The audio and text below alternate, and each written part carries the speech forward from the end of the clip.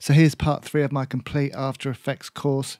Today we're going to look at how to create and edit simple shape layers. So let's get into the video.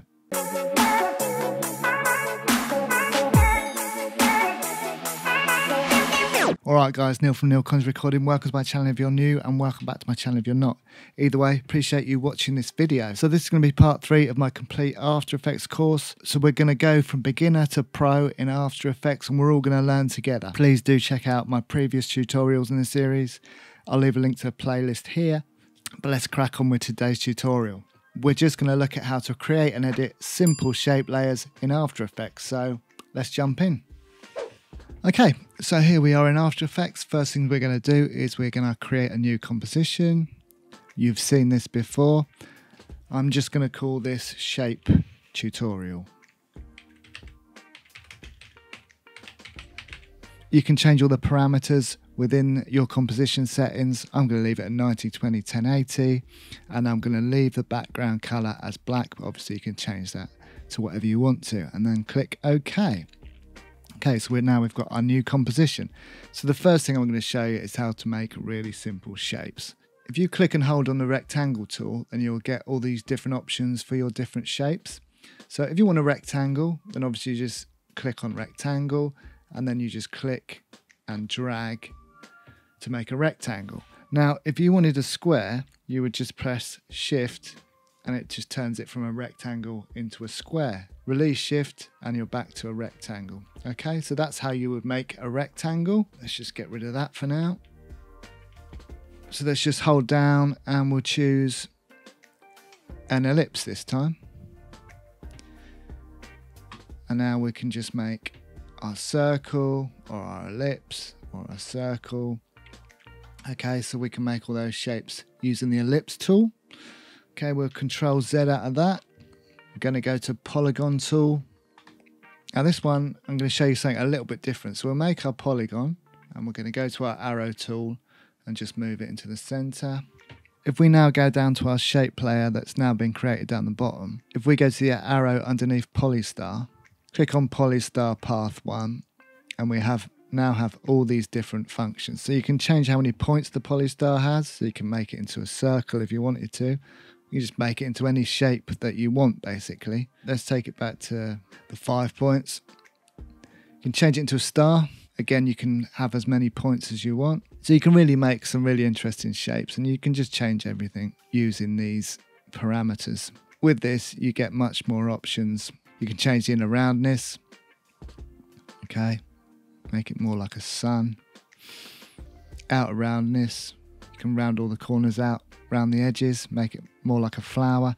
You can create whatever shape you want pretty much just by changing the parameters in this panel. Okay, so we're going to get rid of what we've done. That's how you create basic shapes in After Effects. We're just going to have a look at the shape layer now, and I'll show you how you can make different shapes within a shape layer. Sounds complicated, but I'll explain what I mean as we go. So let's just get a simple rectangle, and we will drag and make our rectangle. Okay, and as you can see, you now have all these parameters across the top. So if we click on the word fill, we get all these fill options. This is the fill, and we can have none. So your fill color can be exactly the same as your outside color. Or you can have a solid color, which it's set to at default, linear gradient, or a radial gradient. Okay, let's just go back to solid color. You can also have different blend modes, but we won't be needing to use those at the moment, but I'll go into that in another tutorial. And you can change the opacity from 100 to whichever you choose. But at the moment, we're going to keep the opacity at 100%. You want preview to be ticked on, so you can check all the changes before you add them to your composition. So we're going to leave it at this for the moment. We're going to click OK. Now what we've also got is stroke. So you've now got the ability to add strokes to your project, which can add some dynamics to your shapes. We'll go more into that as we go along, but you'll see how you can utilize strokes in your animations. So it's a really nice tool to have. At the moment it's set as 0, but if we go to 50, you can see our stroke becomes bigger or smaller depending on what you choose. This square box with the 8 squares is the binding box. Okay, so this is our actual shape layer. So as you can see, the bigger you make the stroke, you can see part of the stroke is outside of our shape layer and part of the stroke is inside our shape layer. We're not going to go too much into that in this tutorial, but it's important to know that that's what's happening here. We're going to leave it at 10, I think, just for the purpose of this tutorial, just so you can see the stroke. But for this tutorial, we're not really going to go too much into what the stroke actually does. So you're going to want to make sure that Bezier path is clicked off. We don't need that at the moment. We don't want the tool creates mask function. We want the tool create shape. So we want to make sure that that is selected. Now we have got our rectangular shape layer. And down in the bottom, we have our shape layer with all the parameters. And if we open up transform, we've now got all the different keyframes that we can add to our rectangle shape layer. Okay, so I'm going to make the stroke a little bit bigger actually, just because I want you to see what happens to these squares in the binding box, okay? If all the squares are filled in like such, then we are selecting the shape layer. If we go down to our shape layers and we click on just the rectangle, then you can see the squares have now become smaller with no fill, which indicates that you've now got the actual shape selected and not the shape layer. If we click on shape layer, then the squares become bigger and filled again. So let's click on the rectangle. So now we've got shape layer selected, what we're going to do, we're going to go to our rectangle tool, we're going to hold down and we'll click on a star. So let's just make a star. Okay. And what we've done here is we've added this star to our original shape layer, okay? If we click on shape layer, then we've got the whole of the shape layer selected, which includes the star. So if we now go to our selection tool and move this around, it moves the entire shape layer, okay? And as you can see, the layer has now moved to include the star. Okay, if we clicked on polystar, which is the star, then we can just move the star around. If we click on rectangle, then we can just move the rectangle around. If we go to shape layer, it moves everything. Okay, so you can see that you can independently move the shapes within the shape layer, or you can move the shape layer as a whole. So it's important to know that what you've got selected down here is really important when you're making changes to your composition.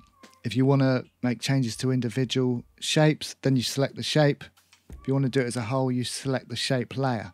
And that relates to it. So if you select the shape layer and we change the stroke to none, then it does it on the whole shape layer. We'll put it back to 30. If we just had polystar selected and we did the same thing, then it just changes the stroke on the polystar. Same with the rectangle.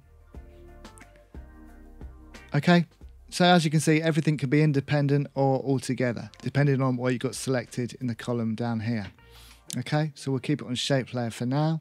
So if we just close the rectangle's parameters, then you can see for the shape layer, we have all the different keyframes. So we can move it around, change the rotation. You can do all that using the keyframes down the bottom. If we just wanted to do it for the polystar, we'd open up the polystar parameters, go to the transform, and then we can just change the polystar's position within the actual shape layer.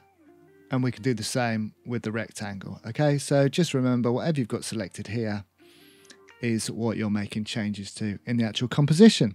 Okay, so that's it for this tutorial. I'm keeping them nice and basic and bite-sized. At the moment, we're still all learning the very basics of After Effects. And as the course progresses, we'll all learn the more complex functions of After Effects. Let's get the basics right and we'll all learn together.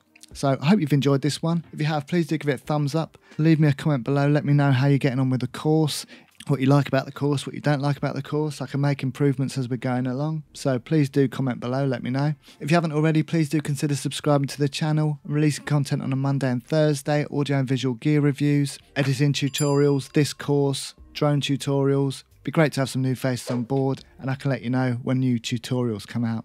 If you're already subscribed to the channel, appreciate you as always. Just make sure your notifications are switched on so I can let you know when new content comes out. But that's it for part 3, and I'll catch you in part 4.